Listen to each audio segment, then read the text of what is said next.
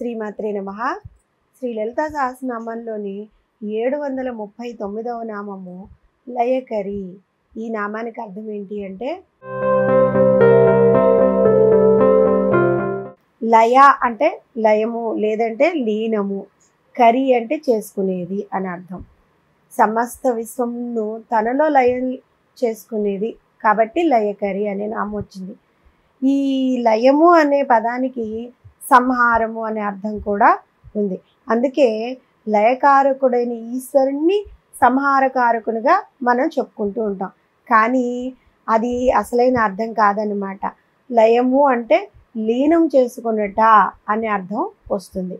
లయము అనేది మన యొక్క మనసుకు సంబంధించిన ఒక విశేషము.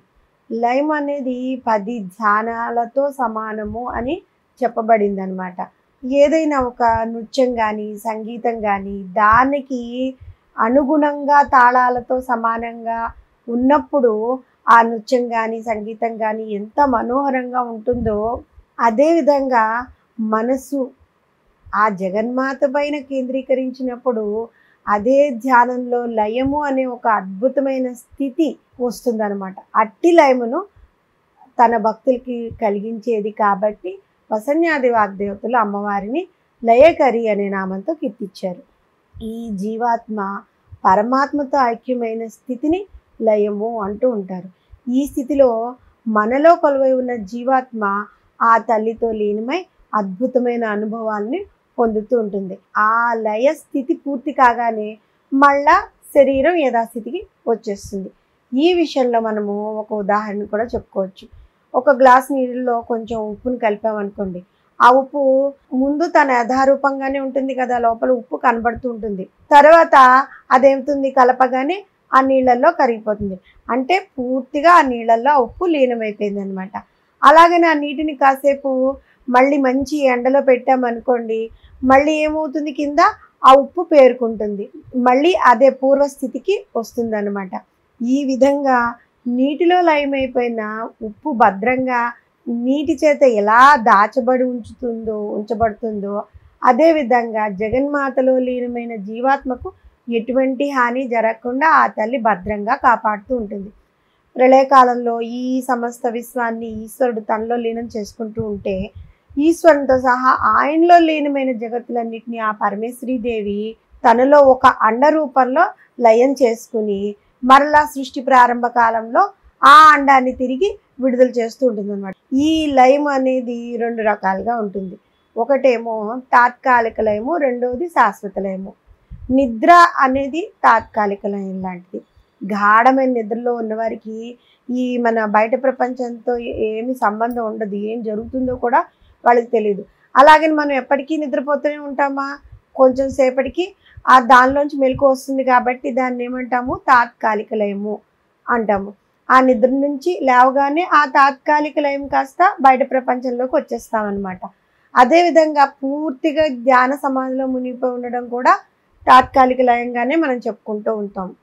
ఇక మన జీవితం పరిసమాప్తమయ్యి జీవాత్మ శిథిలమైపోయి శరీరాన్ని వదిలి పరమాత్మలో లీనమవటాన్ని శాశ్వత లయము అంటారు.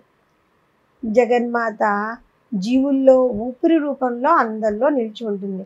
జీవుడు పుట్టినప్పటి నుంచి ఈ శరీరాన్ని చాలించే వరకు ఆ ఊపిరి ఒక క్రమబద్ధమైన లయలో సాగుతూ ఉంటుంది.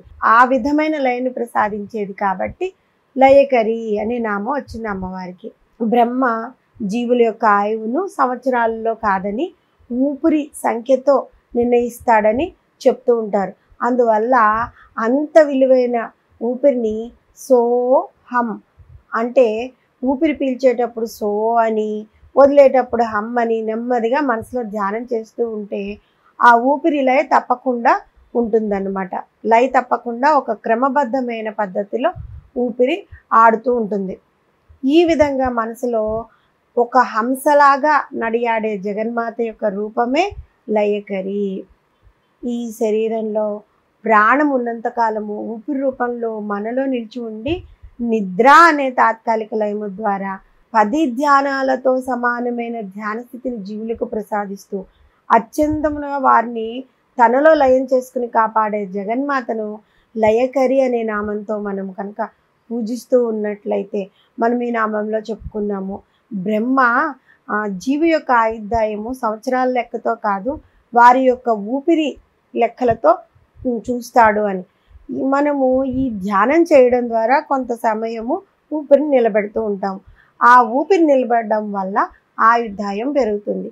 ఈ లయకరి నామం ద్వారా మనము ఈ ధ్యానము దాని గురించి తెలుసుకున్నాం కాబట్టి, దాని గురించి కొంచెం ప్రాక్టీస్ చేసి ధ్యానంలో ఊపిరి నిలబెట్టడం అనేది నేర్చుకుంటే ఆయుర్దాయం పెంచుకున్నట్లే కదా. శ్రీమాత్రే నమః.